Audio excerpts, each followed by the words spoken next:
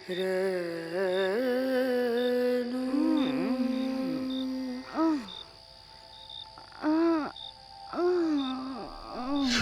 নিয়ন্ত্রণ যন্ত্রে কৃত্রিমভাবে ঘরের তাপমাত্রা নেমেছে 18 ডিগ্রি সেলসিয়াস। জানালার কাছে বাষ্পজালিকার ধূম্র ছায়া। জান্তব শীতকারে মাঝে মাঝেই শিউরে উঠছে অন্দর বাতাস। বাসনারা দীর্ঘশ্বাস হয়ে মাথা খুঁড়ে মরছে চারিদিকে। বিছানার কুচকানো চাদরে পড়ে থাকা মানব জমিনে ঘোড়সওয়ারি করছেন এক রাজেন্দ্রাণী। সসুন্দণ্ড যেন নিজেই শাসিত শোষিতের কাছে আজ।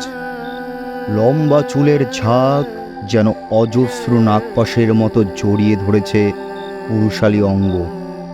বেহায়া ঠোঁটের চাবুক থেকে থেকেই পুষ্পবৃন্ত হতে চয়ন করে নিচ্ছে কৃষ্ণার মধু।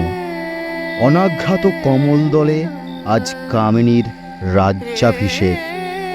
অন্ধকারের খনিজ যেন মায়াময় হয়ে চলছে তার আখি মুকুরে। যন্ত্রণাক্লিষ্ট হাসি ও বেপরোয়া অশ্রুকণা যেন মাখামাখি হয়ে সহাবস্থান করছে সেখানে। কঠিন প্রস্তরতল চিরে প্রবাহিত হচ্ছে তরল বাড়িধারা। বাইরে আকাশের আধ খাওয়া চাঁদখানা যেন পাহারা দিচ্ছে মুহূর্তদের। তারকারাজি মুখ লুকিয়েছে আজ যেন ভৌম লজ্জায়। প্রত্যাশিত শিহরণের সঙ্গে শক্তি স্মরণ করে রোমশ বুকে আছড়ে পড়ছেন কালনাগিনী। অত্যাচারিতের বাহুডোরে বিন্দু বিন্দু স্খলিত হচ্ছে অত্যাচারিণীর ঘাম।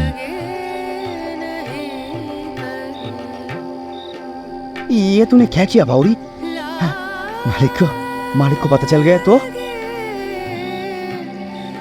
নাগিনীর কপালের চুল সরাতে সরাতে ফিস ফিস করে বলে শিকার নিজেই। আমি কারো পরোয়া করি না, যা ইচ্ছে তাই করি। আর আজ নয়তো কাল বাবা তো জানবেই, তো এতে ভুল তো কিছু নেই। লাল চোখে ফুঁসে ওঠে সর্পিনী। ऐसी बात नहीं है। बात यह है कि मैं नौकर और तुम जमींदार की बिटिया हो। कोई कैसे?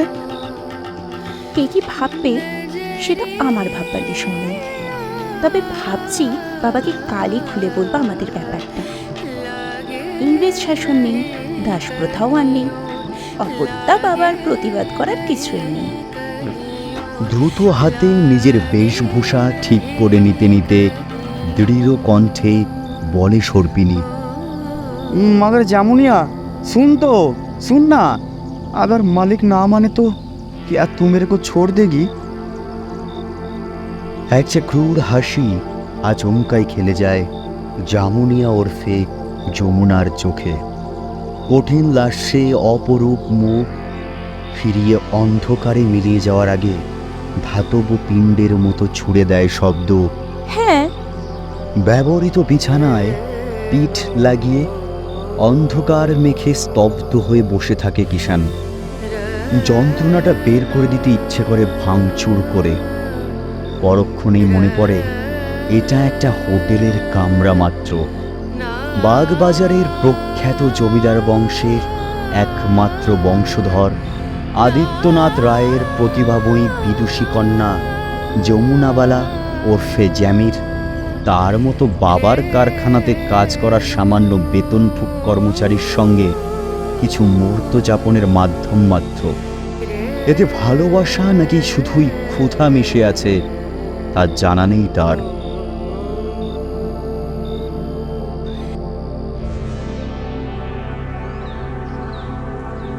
আপনার মেয়ের এই অবস্থা কবে থেকে?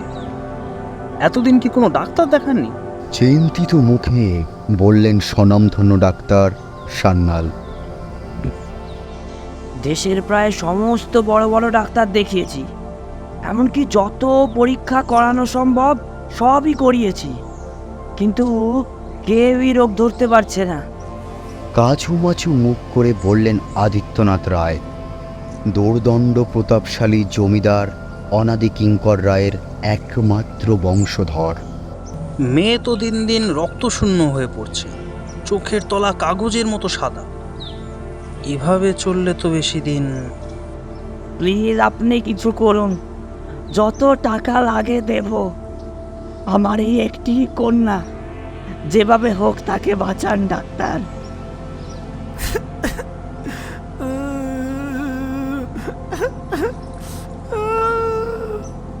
হাউমাউ করে কেঁদে উঠলেন পৌর অভিজাত ব্যক্তিটি। দেখুন, আমি যা রিপোর্ট দেখছি তাতে তো কোনো চিকিৎসা করাই বাকি নেই, কিন্তু ফলাফল শূন্য। এমনটা কিভাবে হতো? হতাশাজনক শোনালো প্রাজ্ঞ ডাক্তারের গলা। বিশাল বড় হল ঘরখানায় জ্বলছে কম পাওয়ারের বিজলি বাতি। আধা আলো আধা অন্ধকারে কেমন ছায়াময় রহস্যজনক পরিবেশ। মাথার কাছের দেওয়াল জোড়া জানলাটা ঢাকা পুরু পর্দায়। মখমলের মতো নরম বিছানায় মিশে গিয়ে ভয়ার্ত দৃষ্টিতে চেয়ে আছে এক খয়াটে রুগ্ন শরীর, যমুনাবালা ওরফে জ্যামি। আমি কি করব ডাক্তার? দিন দিন অসংলগ্ন কথা বেড়েই চলেছে। এখন তো ঠিক করে উঠেও বসতে পারে না মেয়েটা। আলো দেখলেই চিৎকার করে, সব সময় আতঙ্কগ্রস্ত। সাইকিয়াট্রিস্ট দেখিয়েও ফল পাইনি। একটানা কথাগুলো বলে হাঁপাতে লাগলেন আদিত্যনাথ।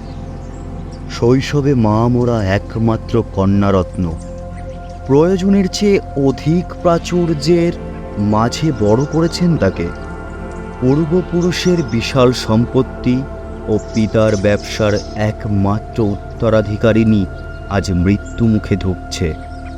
অসহায় পিতার বিলাপ ব্যতীত আর কোনো কর্মই নেই। ডাক্তার সান্যাল সন্দিগ্ধ দৃষ্টিতে লক্ষ্য করলেন রোগিণীকে। অস্থি চর্মসার মুখে যেন অজানা ভয় আর আতঙ্কের যুগপৎ ছাপ তাকে অসাড় করে ফেলেছে। কে বলবে এই যমুনাবালা ওরফে জ্যামি কলকাতার ডাক সাইডের সুন্দরীদের অন্যতম একজন। ভালো পাত্র দেখে বিয়ে দিয়েছিলাম, বেশ ছিল বিদেশে। কেন যে নিজের শারীরিক অসুস্থতার দোহাই দিয়ে আনতে গেলাম এখানে? বাড়ি ফেরা তৃতীয় দিন থেকেই শুরু হলো ঘটনাগুলো। মেয়ের পাগলামি দেখে জামাই বাবাজি তো প্রাণ হাতে করে পালিয়ে বাঁচলে। কপাল চাপড়াতে চাপড়াতে কথাগুলি বলছিলেন আদিত্যনাথ। তার কাঁধে হাত রেখে শান্ত হতে বললেন ডাক্তার সান্যাল। দেখুন, উতলা হবেন না প্লিজ। তবে আপনার কন্যার লক্ষণ ভালো না। এত বড় যশস্বী ডাক্তারেরা যখন এর রোগ নির্ণয়ে অক্ষম, তখন আমি কোন? তবে একটা কাজ আমি করতে পারি। আমার এক বন্ধু আছে প্রসেন, ও প্যারাসাইকোলজিস্ট। তাকে একবার ডেকে দেখাতে পারেন, যদি সে কিছু বোঝে। দেখুন আদিত্য, আজও কিছু কিছু জিনিস আছে যা আমাদের ব্যাখ্যার বাইরে। অগত্যা চেষ্টা করতে দোষ কোথায় বলুন? মুখ তুলে তাকালেন আদিত্যনাথ। চোখে অজানা অতীত আতঙ্ক যেন ঝিলিক দিয়ে উঠেই মিলিয়ে গেল। ক্লান্তভাবে মাথা নাড়িয়ে সম্মতি দিলেন তিনি। পরদিন সকালে আসবেন বলে ব্যাগ গুছিয়ে উঠে পড়লেন সান্যালবাবু।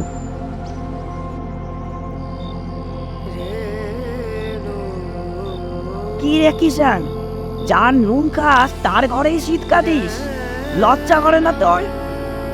ভাটার মতো গনগনে চোখে কৃষাণকে দগ্ধ করতে করতে বললেন আদিত্যনাথ। जामुनिया हमसे प्यार करती है हुजूर, बहुत प्यार। हम भी उसके बिना नहीं रह सकता। अब चाहे तो उससे पूछ सकते हैं। মরিয়া হয়ে জবাব দিল কিষাণ। ইতিমধ্যে আদিত্যনাথের দেহরক্ষীদের মারে ভালোভাবেই জখম হয়েছে সে। ঠোঁটের কষ বেয়ে গড়িয়ে নামছে রুধির ধারা। কালশিটে পড়া খোলা চোখে চাইতেও অসুবিধা হচ্ছে বড্ড। ডান হাতটা ভেঙেছে কিনা কে জানে। চোপ রাস্কেল কথাকার, ভালোবাসা দেখাচ্ছ তুমি আমায়? জানো না 7 দিন পরে আমার মেয়ের বিয়ে? পাত্র বিদেশে কর্মরত বিশাল ব্যবসায়ী। সাহস কি করে পাও অত রাতে আমার মেয়ের ঘরে ঢোকায়? মুষ্টিবদ্ধ হাত দুম করে সেন্টার টেবিলে আছড়ে ফুঁসতে ফুঁসতে বললেন আদিত্যনাথ, मेहरबानी करके उसकी शादी मत कराइए हुजूर, मत कराइए। वो हमारी है। हम तो बस उससे पूछने गए थे कि उसने शादी में माना क्यों नहीं किया।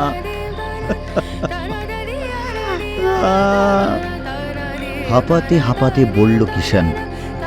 আদিত্যনাথের মাথায় যেন আগুন জ্বলছে, ইচ্ছে করছে এক্ষুনি এই ছোকরার মাথা ছিঁড়ে টুকরো টুকরো করে ফেলতে। এত বড় সাহস, মনিবের মেয়েকে ভালোবাসার স্বপ্ন দেখে। কিন্তু না, তিনি এখন কিচ্ছু করবেন না। যা বলার যমুনায় বলুক এই লিখকে। কিছুক্ষণ ভেবে খাস চাকরানি মানদাকে ডেকে হুকুম দিলেন আদিত্যনাথ, নিয়ে এসো যমুনাকে, ওই এসে বলুক সত্যিটা। যমুনা এলো। আকাশী আনারকালিতে হীরের গয়নার সৌম্যদীপ্তি তাকে করে তুলেছে আরো মোহময়ী। চোখে বেপরোয়া উচ্ছ্বাসের ঝলক। আয় মা, এই ছেলেটি কাল রাতে তোর ঘরে ঢুকতে গিয়ে ধরা পড়েছে। এ যা বলছে তা কি সত্যি? গম্ভীর মুখে প্রশ্ন করলেন আদিত্যনাথ। যমুনাকে দেখেই হাউমাউ করে কেঁদে উঠেছে কিষান, ঠিক যেমন আঘাতপ্রাপ্ত শিশু কেঁদে ওঠে মাতৃস্পর্শে।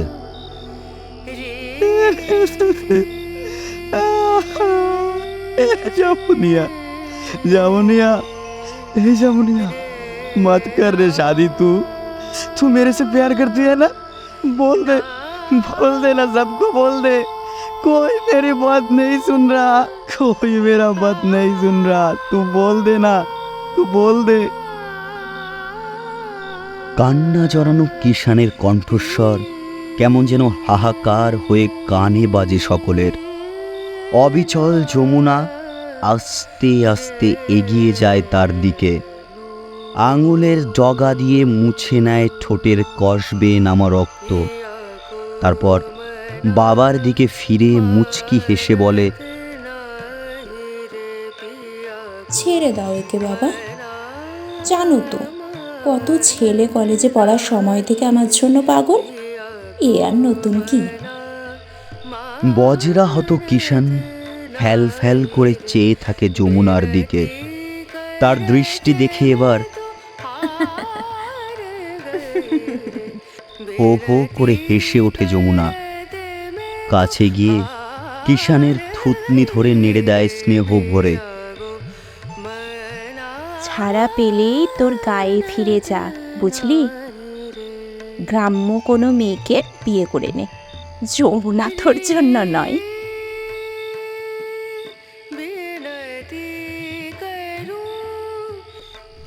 নিস্পন্দ হল ঘরে শোনা যায় ঘড়ির কাঁটার টিকটিক শব্দ। মেয়ের নিষ্ঠুরতার আসল গল্প অনুধাবন করতে পেরে স্তম্ভিত হয়ে যান আদিত্যনাথ।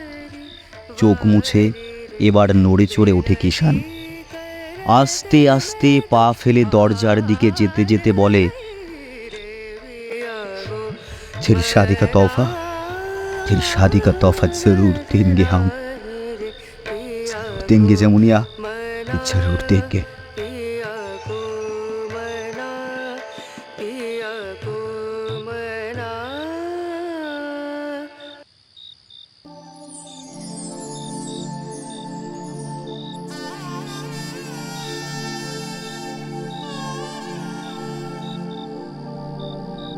এসেছিল উপহার যমুনার বিয়ের দিন সকালে। সুন্দর বাক্স হতে বেরিয়েছিল রক্তাক্ত কর্তিত লিঙ্গ। ভালোবাসার নিদর্শন এভাবেই প্রতিভাত হয়েছিল বিভৎসরূপে। বিমূঢ় পরিজনকে স্থান করে আর্তনাদ করে উঠেছিল যমুনা। সানাইয়ের সুর ছাপিয়ে ভেসে এসেছিল একদল কাকের কর্কশ আর্তনাদ। মাঠের মাঝে পড়ে থাকা সদ্য মৃতের টাটকা মাংসের উল্লাসে।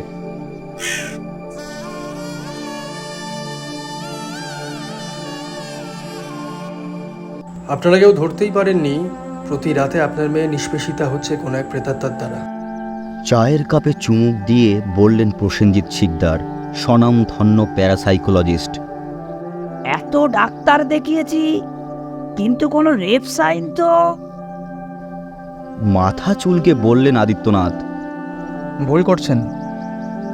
আমি যে রেপিস্টের কথা বলছি সে কোনো সাধারণ মানুষ নয়, আত্মা।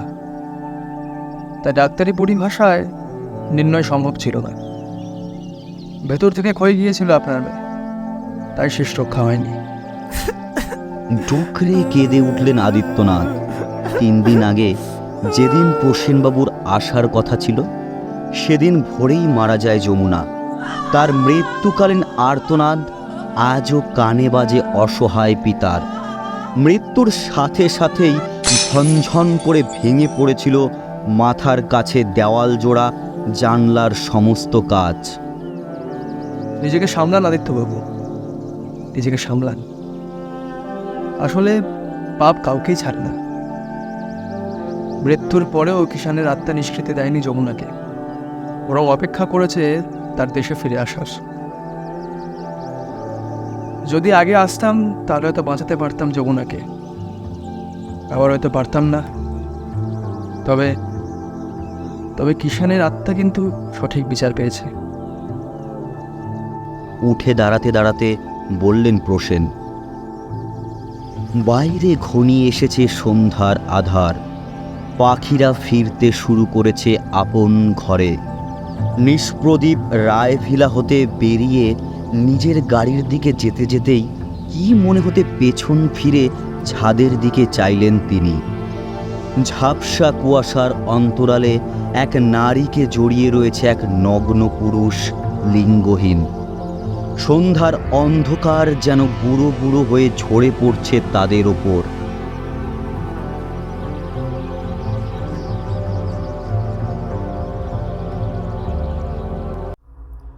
এতক্ষণ শুনছিলেন লেখিকা রিয়া ভট্টাচার্যের কলমে লেখা গল্প নিষ্কৃতি। লেখিকা রিয়া ভট্টাচার্যের জন্ম পশ্চিম মেদিনীপুর জেলার খড়গপুর শহরে। প্রথম প্রকাশিত বই শ্রীশিক্ষা পাবলিকেশনের সংকলন গ্রন্থ প্রিজম। বর্তমানে তার মোট 8টি একক বই রয়েছে এবং অনেক প্রথম সারির লেখক লেখিকাদের সঙ্গে বিভিন্ন সংকলন গ্রন্থ ও ম্যাগাজিনে লিখেছেন তিনি। এছাড়াও বাংলার প্রথম অনলাইন সাহিত্য অ্যাপ প্রতিলিপিতে অনেকগুলো উপন্যাস রয়েছে তার। ভয়ের দুনিয়াকে শব্দ দ্বারা জয় করাই হলো লেখিকার মূল লক্ষ্য। আমাদের আজকের গল্পের যমুনার চরিত্রে রিয়া, ডাক্তার সান্যালের চরিত্রে অনির্বাণ, আদিত্যনাথ রায়ের ভূমিকায় ইন্দ্রনীল, প্যারাসাইকোলজিস্ট প্রসেনজিৎ শিকদারের ভূমিকায় দেবজিৎ, কথক ও কিষানের চরিত্রে প্রসূন, সমগ্র গল্প পরিচালনায় প্রসূন এবং গল্পের আবহ ও মিক্সিংয়ে যথাক্রমে ইন্দ্রনীল ও প্রসূন। গল্প ভালো লাগলে অবশ্যই লাইক, কমেন্ট ও শেয়ার করে আমাদের উৎসাহিত করবেন এবং এখনও সাবস্ক্রাইব না করে থাকলে অবশ্যই সাবস্ক্রাইব করবেন আমাদের চ্যানেল মরালি প্রোডাকশনকে। সকলে ভালো থাকবেন, সুস্থ থাকবেন। ধন্যবাদ।